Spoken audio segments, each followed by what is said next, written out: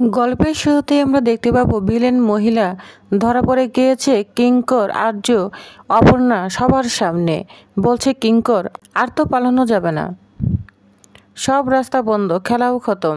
কেন করছো বলো, বলো কি উদ্দেশ্য তোমার? এদিকে অপর্ণা মনে মনে বলতে থাকে, উনি সব জানেন, স্যারকে কি ইঞ্জেকশন দিয়েছে উনি সব জানেন, ওর প্রতিশোধ বা কী সেটাও আমাকে জানতে হবে। কিন্তু পুলিশ এসে গেলে তো ধরে নিয়ে যাবে, অনেক সময় লেগে যাবে, তারপর স্যারকে ওষুধ দেওয়া হবে, অনেক দেরি হয়ে যাবে। না না, আমি না এত দেরি করতে পারবো না, আমাকে জানতেই হবে। তখনই দেখা যায় পুলিশ অফিসার চলে আসে। তখন কিঙ্কর বলে, এসে গেছে তোমাকে বরণ করে নিয়ে যেতে। তখন কিঙ্কর বলে, জানেন তো এই মহিলা যেমন তেমন মহিলা নয়, একেবারে পাক্কা রোমান্টিক কিলার। নিয়ে যান অফিসার, ওকে নিয়ে যান, আরও রহস্য বাকি আছে। থানায় নিয়ে গিয়ে থেকে কথা বের করার চেষ্টা করেন, আরও অনেক কিছু জানার আছে। তখন পুলিশ অফিসার ভিলেনটাকে বলতে থাকে, এই চল। মহিলাটিকে নিয়ে যাবে। ওই মুহূর্তে অপর্ণা পিস্তল তাক করে রাখে। ওই মুহূর্তে অপর্ণা আর্যর হাতে যে পিস্তল ছিল সেই পিস্তল নিয়ে একদম সোজা মহিলার মাথায় বন্দুক তাক করে রাখে। তখন পুলিশ বলতে থাকে, ম্যাডাম কি করছেন, আপনি আইন হাতে তুলে নেবেন না। তখন অপর্ণা বলে, আমি কাউকেই ভয় পাই না। ওই মহিলাকে বলতে থাকে, বাঁচতে চাও তো আমাকে প্রতিষেধ ওষুধের নাম বলো, না হলে কিন্তু আমি তোমাকে কোথাও যেতে দেব না। আর্য স্যারকে স্বাভাবিক অবস্থায় ফিরিয়ে আনার উপায় তুমি বলো। এদিকে পুলিশ অফিসার বলতেই আছে, ম্যাডাম আইন হাতে তুলে নেবেন না। এদিকে কিঙ্করও বলছে, কিন্তু অপর্ণা কিছুতেই শুনছে না। অপর্ণা বলছে, এক পাও এগোবে না, বুঝতে পেরেছ?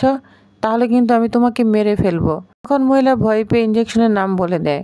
তখন অপর্ণা পিস্তলটা ফেলে দেয়। পুলিশ অফিসার মহিলাটিকে নিয়ে ওইখান থেকে চলে যায়। তখন অপর্ণা আর্য স্যারের কাছে গিয়ে বলতে থাকে, স্যার আপনি চিন্তা করবেন না, আমি আপনাকে ভালো করে দিব, আমি সব ঠিক করে দিব, আমি পারবো, আমাকে যে পারতেই হবে।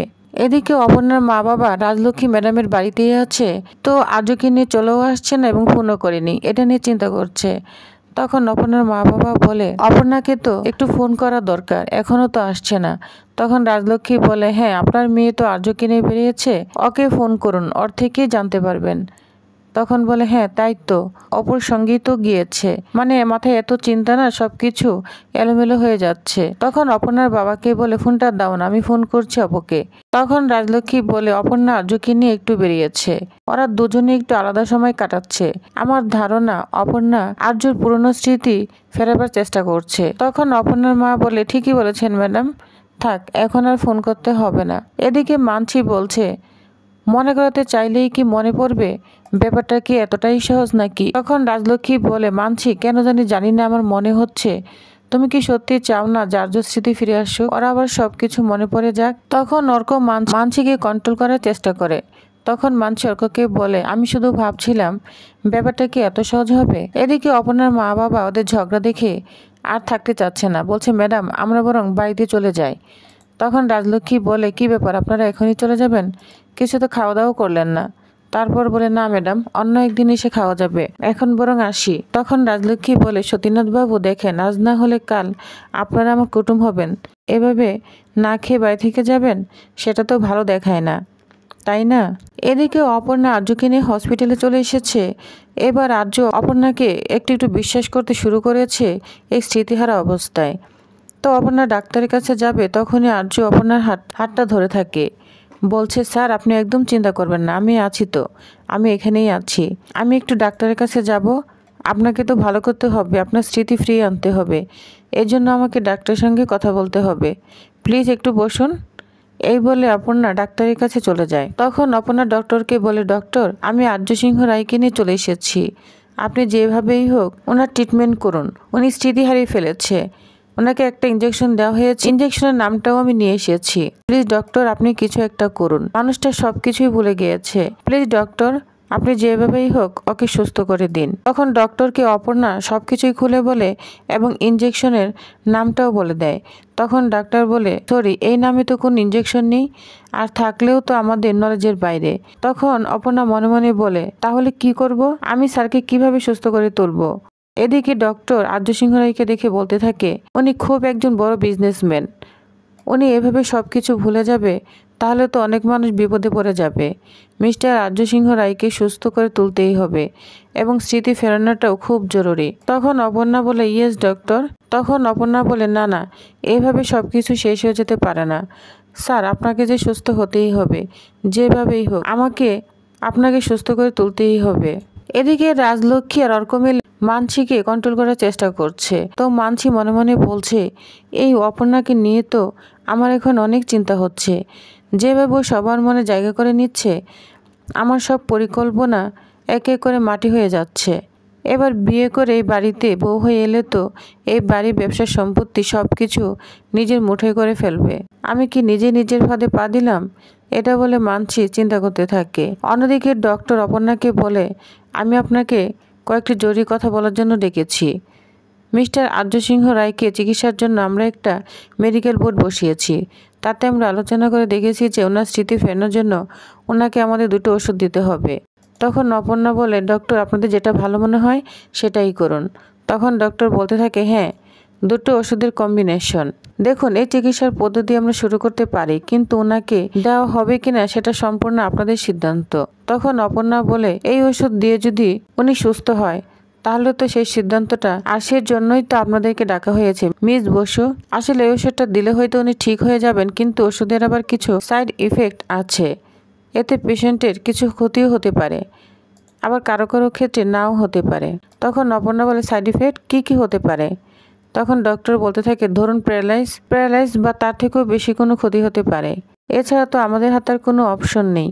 তখন অপর্ণা বলে, কি বলছেন? তখন ডাক্তার বলে, আপনাকে তো বলছি আবার নাও হতে পারে, কিন্তু কোনো সিকিউরিটি নেই। তখন অপর্ণা বলে, তাহলে কি হবে এখন? এটা বলে খুব চিন্তা করতে থাকে।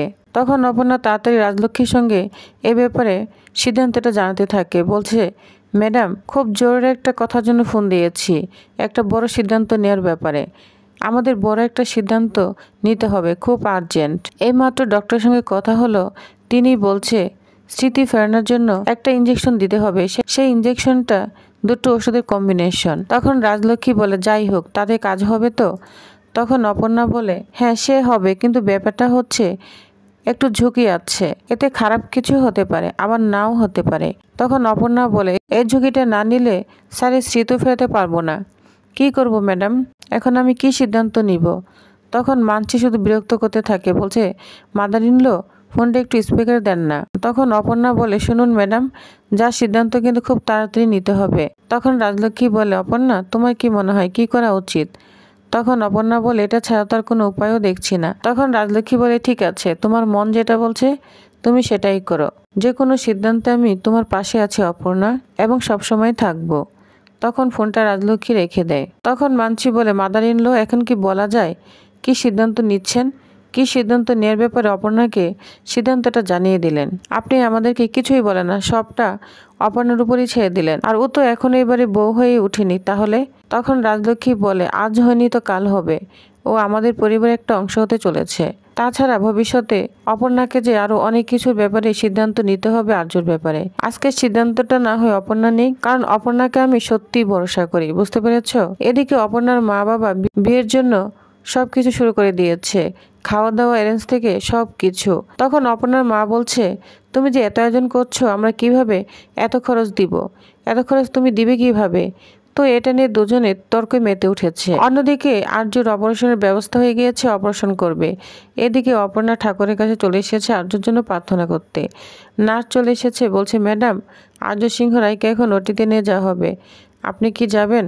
তখন অপর্ণা বলে, না ম্যাডাম, আমি এখন যাব না, আমি ঠাকুরের কাছেই থাকবো। তখন নার্স ওইখান থেকে চলে যায়। এদিকে অপর্ণা ঠাকুরের কাছে প্রার্থনা করতে থাকে। তো ঠাকুরের কাছে প্রার্থনা করতে করতে একসময় প্রদীপটা নিভে যায়, যা দেখে তো অপর্ণা চমকে যায়। তখনই সাথে সাথে অপারেশন থিয়েটার সামনে চলে আসে, আর আজও ছাড় বলে চিৎকার করে কান্না করতে থাকে, বলছে, ছাড় আপনি ঠিক আছেন তো? এদিকে মীরাও চলে এসেছে আজকে দেখার জন্য। মীরা এসে অপর্ণার কাছে ক্ষমা চাইতে থাকে, অনেক কান্না করতে থাকে আর্যর জন্য। তখন অপর্ণা বলে, ম্যাডাম, আপনি প্রার্থনা করুন, যেন স্যার ভালো হয়ে যায়। তখন মীরা বলে, আমি জানি না আমার প্রার্থনার জোর কতটুকু, কিন্তু তোমার প্রার্থনার জোর অনেক অনেক অপর্ণা। তোমার প্রার্থনার জোরে এই স্যার ভালো হয়ে যাবে, দেখো সব ঠিক হয়ে যাবে। তখন অপর্ণা মীরার প্রতি অনেক খুশি হয়ে যায়। তো ভিউয়ার্স, তাহলে আপনাদের কি মনে হয় অবশেষে আর্যের স্মৃতি কি ফিরে পাবে? তো কি হতে চলেছে নেক্সট আকর্ষণীয় আপডেট পেতে অবশ্যই আমার সাথেই থাকুন। ধন্যবাদ।